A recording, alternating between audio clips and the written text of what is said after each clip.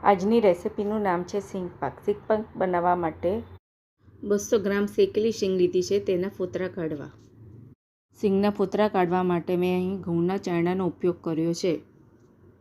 એક મિક્સર જારની અંદર શેકેલી સિંગ,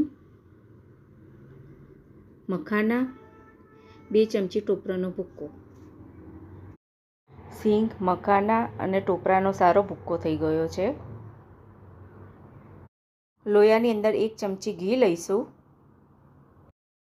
ઘી ઓગળી જાય એટલે ગોળ ઉમેરવો. અહીં મેં 100 ગ્રામ ગોળ લીધો છે. ગોળને એકદમ નાના ટુકડામાં રાખ્યો છે, જેથી ઓગળતા વાર ન લાગે.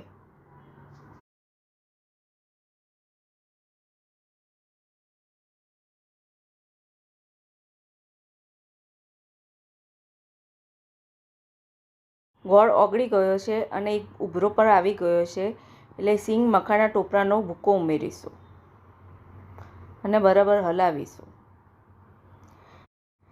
ગેસની ફ્લેમ ધીમી રાખવી, જેથી સિંગ પાક બળી ન જાય.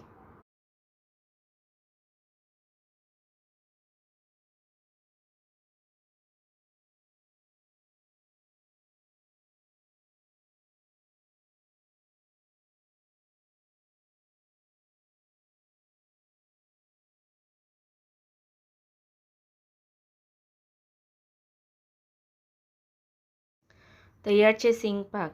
તમને આજની રેસિપી પસંદ આવી હોય તો પ્લીઝ લાઇક, શેર, સબસ્ક્રાઈબ કરીને બેલનું બટન દબાવવાનું ન ભૂલશો.